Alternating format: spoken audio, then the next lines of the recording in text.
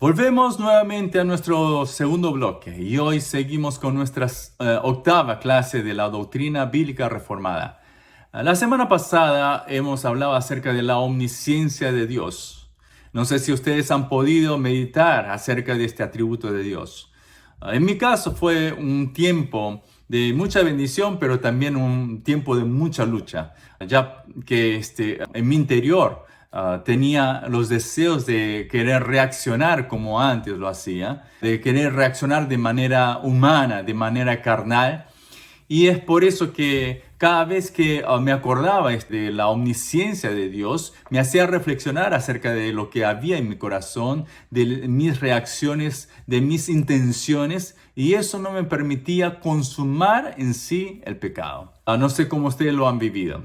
Pero bueno, seguimos hoy nosotros pensando en los atributos de Dios. La semana pasada, como hemos dicho, hemos hablado acerca de la omnisciencia, la anterior fue acerca de la omnipresencia y hoy vamos a hablar acerca de la omnipotencia de Dios. Este es uno de los atributos más atribuidos a Dios, ya que es uno de los atributos que más aparece y se menciona en las canciones, en nuestras alabanzas. Hablar de un Dios todopoderoso, quizás para muchas personas es un hecho que nos trae paz. Saber de que tenemos un Dios todopoderoso es saber de que tenemos una tremenda cobertura. Saber que tenemos un Dios todopoderoso ayuda a que nosotros podamos tener confianza en nosotros mismos, ya que tenemos a ese Dios todopoderoso. Hablar de este Dios todopoderoso muchas veces me hace pensar en una escena que había visto de un video de los animales. Resulta que un osito estaba jugando en el campo y de repente se le aparece un leopardo que quiere devorar, que estaba hambriento y empieza desde lejos, empieza a mirar al osito y va acercándose. Y cuando el osito percibe de que está en peligro, ve al leopardo y empieza a huir. El leopardo lo sigue y ya cansado del osito y sabiendo de que estaba muy cerca del leopardo, ya no podía escaparse, no tenía otro lugar para escaparse. Entonces ahí es donde él tiene que encarar cara a cara con el leopardo. Y en ese momento, cuando ya estaba cansado, sabía que él no podía vencer al leopardo, pero de todas maneras él grita.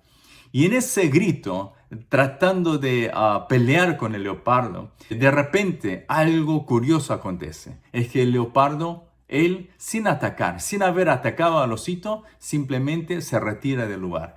¿Por qué? Es que atrás del osito que estaba gritando de miedo, estaba la mamá oso, que estaba también gritando a la misma vez contra el leopardo. Y por eso que el leopardo simplemente se retira de ese lugar. Muchas veces nosotros tomamos a Dios de esta manera, como si fuese nuestro protector, como si fuese nuestro ayudador, como lo tomamos como nuestra fortaleza. Por eso, para no equivocarnos en cómo interpretar esta situación o el mismo atributo de la omnipotencia de Dios, sería bueno que nosotros podamos ver qué es lo que la Escritura nos habla acerca de este atributo de Dios.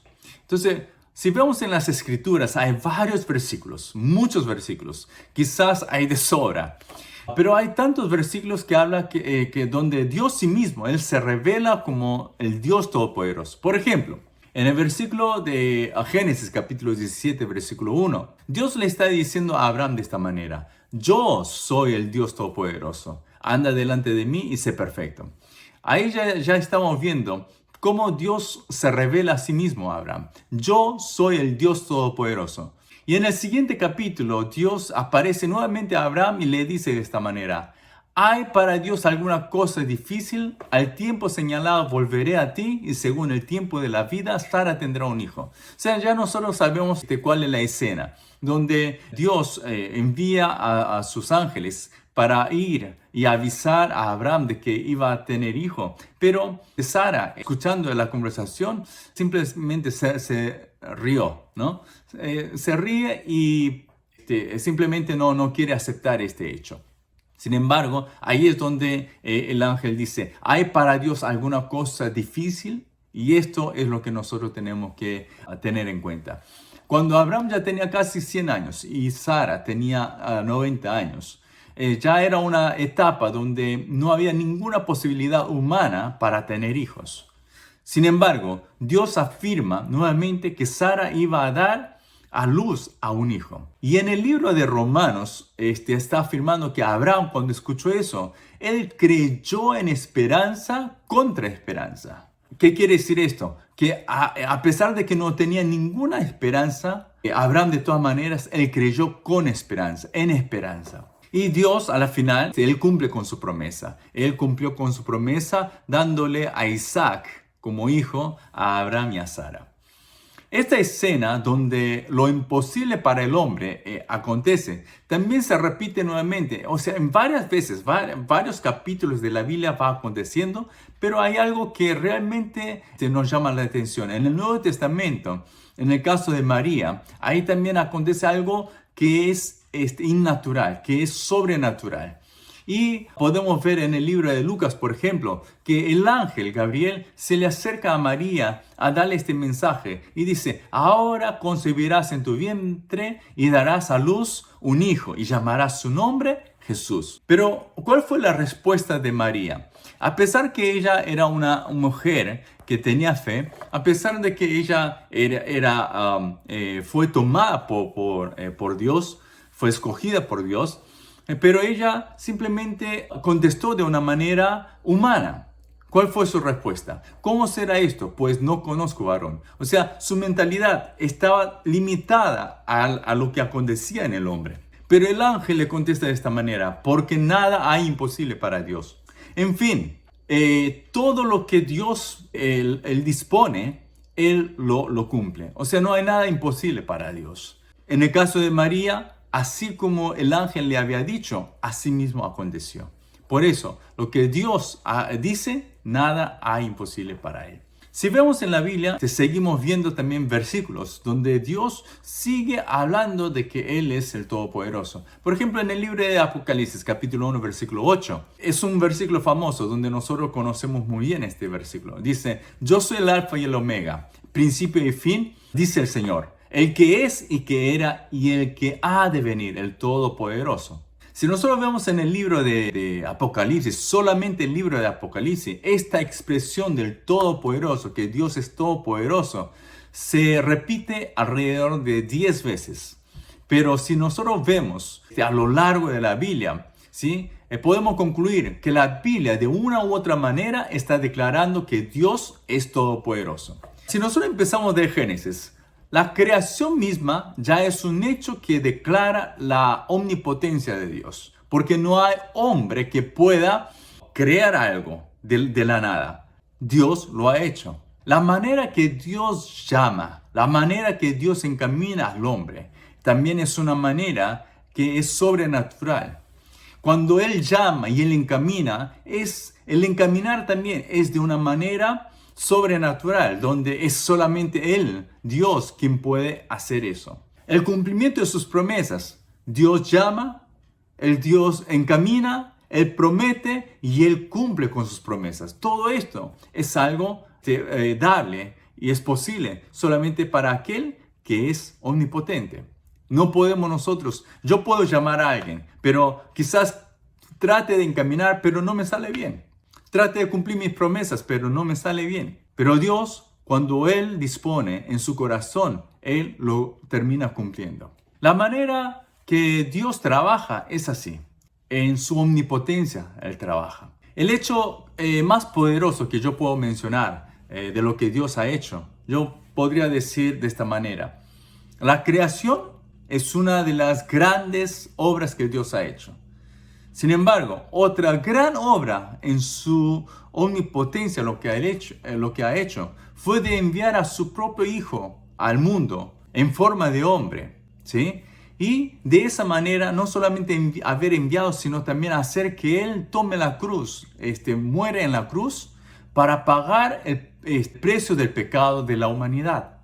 Y no solamente eso, sino también resucitarlo de los muertos, abriendo así el camino de la salvación para todo aquel que en Él cree. Esto es algo poderoso, algo que nadie puede hacer. Ningún hombre, ninguna creación puede lograr esto. Salvarnos del pecado. No hay ninguna creación que pueda hacer esto. Así que, si Dios es todopoderoso, podemos decir también que entonces Él puede hacer lo que se le da las ganas. En otras palabras, Dios puede hacer todo lo que Él quiere. Dios hace todo de acuerdo a su perfecta voluntad. Sí, eso es cierto. Nosotros empleamos este atributo de la omnipotencia, por eso, solamente a aquel ser quien puede hacer todo conforme a su voluntad y en perfección. Por ejemplo, en el Salmos 115, versículo 3, nos relata de esta manera: nuestro Dios está en los cielos, todo lo que quiso ha hecho. Todo lo que quiso ha hecho. El salmista bien lo está expresando. Pero lo que nosotros tenemos que dejar en claro, bien en claro, es que Dios puede hacer todo lo que quiere, pero nada de lo que haga puede ir en contra de su naturaleza. En otras maneras de hablar sería esto: la Biblia nos está enseñando de que Dios hace lo que Él quiere. Él hace todo lo que Él quiere, pero no puede Él estar en contra de su naturaleza. Esto quiere decir, por eso la Biblia nos está refiriendo de que Él no miente, porque la mentira va en contra de su naturaleza, de que es verdad. Él es sincero, Él es justicia. Entonces la mentira termina con eso, con esos atributos, termina con esa esencia, con esa naturaleza. Entonces Él no puede mentir, siendo Él un Dios justo, un Dios verdadero. Y siendo un Dios santo, ¿cómo podría Él también mentir? Siendo un Dios santo, ¿cómo puede Él buscar algo impuro, algo inmundo? Sería imposible, incapaz. En cambio nosotros, ¿cómo somos? Según lo que habíamos visto la semana pasada, como Grudem había dicho, de que todo atributo en cierta manera es comunicable y todo atributo no es totalmente incomunicable. Y en eso nosotros habíamos hablado de que en mi caso yo no estoy de acuerdo con Grudem, pero cada uno tiene su perspectiva. En mi caso, esta parte de la omnipotencia también es algo que nosotros no podemos recibir de Dios. Nosotros podemos decir que en cierta manera tenemos un cierto poder, pero ese poder jamás se puede igualar, jamás se puede imitar a la omnipotencia de Dios. Entonces, nosotros, por ejemplo, somos totalmente lo contrario a Dios. Él hace todas las cosas que Él quiere en perfección, según su voluntad. Y nosotros, ¿cuántas veces nosotros planificamos las cosas? Hacemos planes y planes tras planes. ¿Y cuántas veces nosotros hemos cumplido perfectamente esos planes? Seguramente que son muy contables, muy pocas veces. Ni siquiera nosotros podemos corregir e instruir a nuestros propios hijos de la manera que nosotros queremos. Entonces, ¿cómo podemos decir que nosotros podemos atribuir ese atributo de la omnipotencia de Dios a nosotros? Jamás. Eso es imposible. Ahora, entonces, sabiendo de que Dios, entonces, Él puede hacer todo de acuerdo a su voluntad, en perfección, y Él es el Todopoderoso, tenemos que hacernos la pregunta: ¿qué implicancia tiene esta omnipotencia de Dios en nuestras vidas? ¿Cuál es la implicancia? La implicancia es esta: saber que Dios es omnipotente nos hace reconocer su soberanía total. Su soberanía total. Cuando reconocemos la soberanía de Dios, nos daremos cuenta de que nada acontece fuera del control de Dios. Simplemente viendo la creación, ¿sí? En Génesis nos relata de que la tierra estaba desordenada y vacía, y las tinieblas estaban sobre la faz del abismo. Está en el versículo 2 del capítulo 1.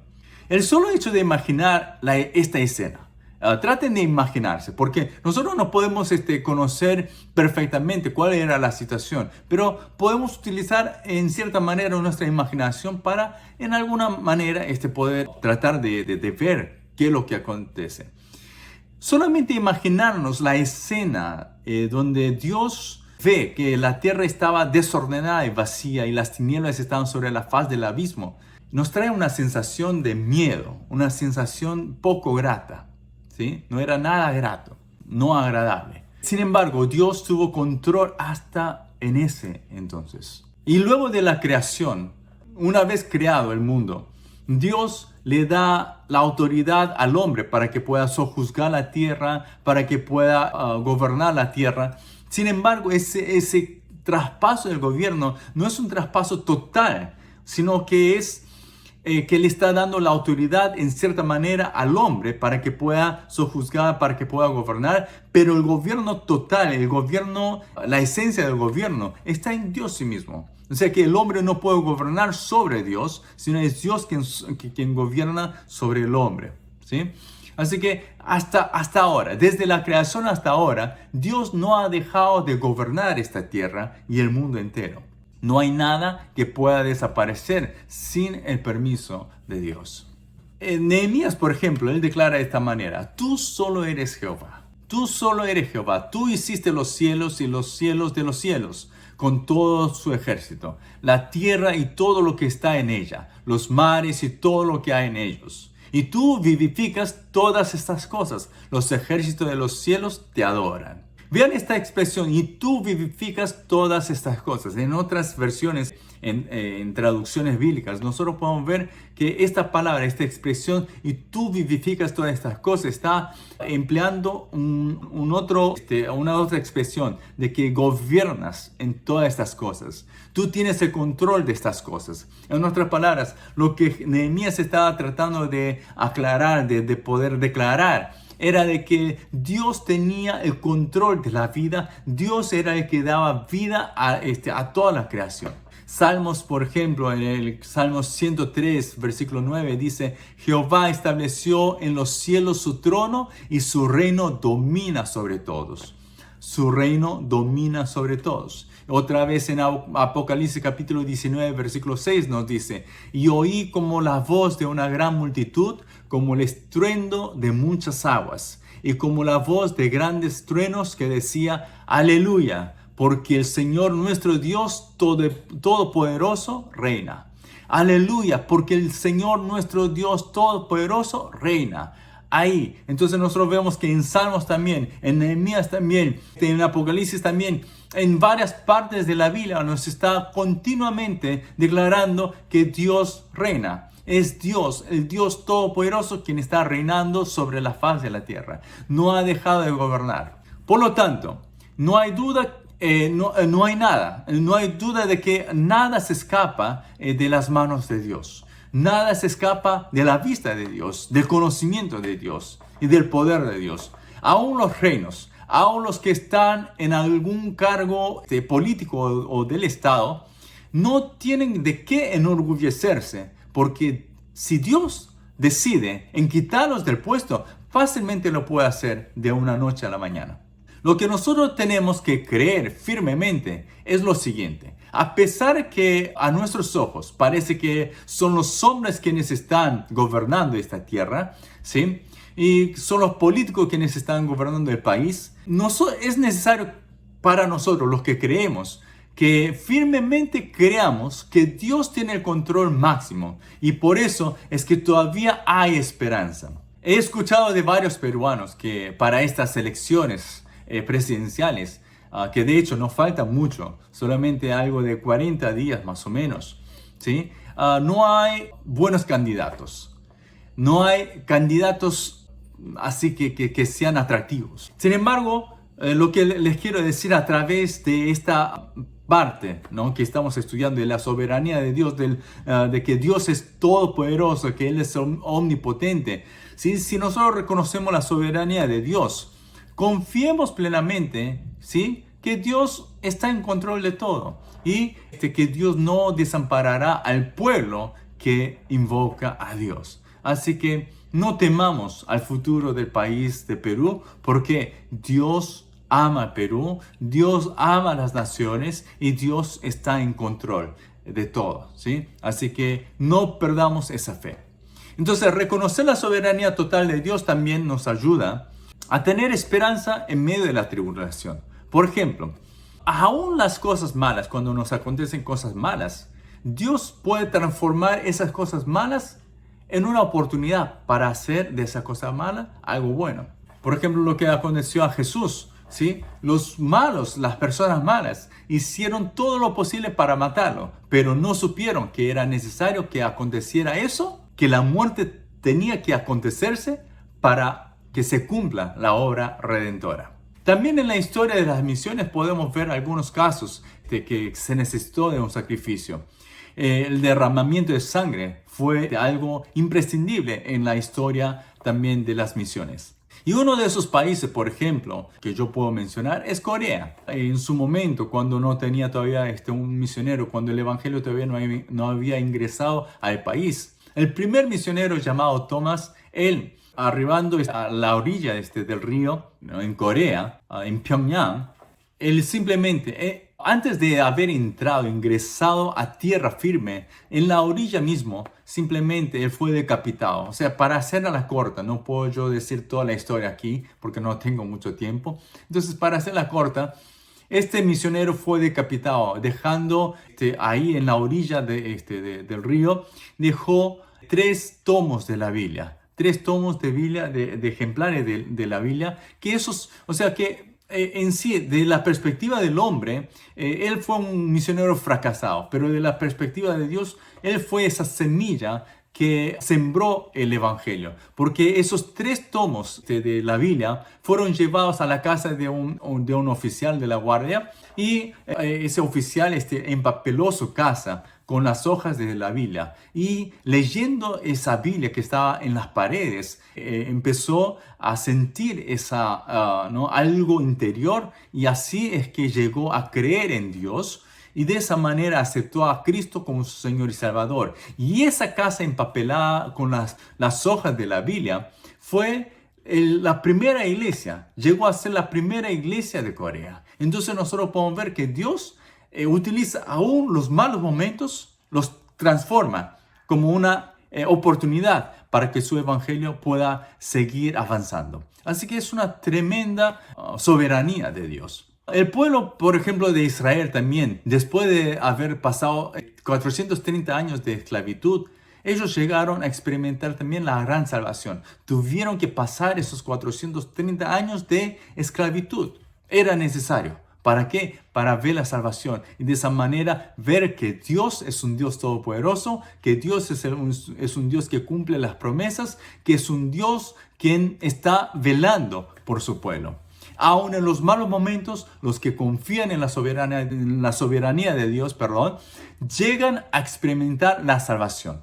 Y aunque no lo hagan, siguen aguardando en Cristo, porque nuestra esperanza no se termina en la tierra, sino en el reino de Dios. Así que, amados oyentes, no esperemos que Dios haga algo ahora solamente, en mi tiempo, sino esperemos en el tiempo de Dios. Y aunque no acontezca, aunque Dios haya prometido algo y no acontezca en mi tiempo, sepamos de que Él es fiel y que Él cumplirá en la generación siguiente. Así que esta semana también deseo que nosotros podamos meditar en este atributo de la omnipotencia de Dios, reconociendo plenamente su total soberanía sobre nuestras vidas. A pesar que tengan que enfrentarse a situaciones poco agradables, recuerden de quién es su Dios y que Él es el que tiene control total de todas las cosas. Por lo que a través de ello nosotros podemos guardar nuestro corazón en Cristo para su gloria. Vamos a una pausa y a nuestro regreso tendremos el mensaje que es dirigido por el pastor Antonio Ortega, quien está pastoreando junto al pastor Luis Madrid de la iglesia presbiteriana La Casa del Señor, que se ubica en el distrito de San Borja. Y yo me despido de ustedes deseando que nos volvamos a encontrarnos el sábado que viene en este mismo horario, en la misma frecuencia AM 640, Radio del Pacífico, emisora evangélica de todos y para todos. Que Dios los bendiga.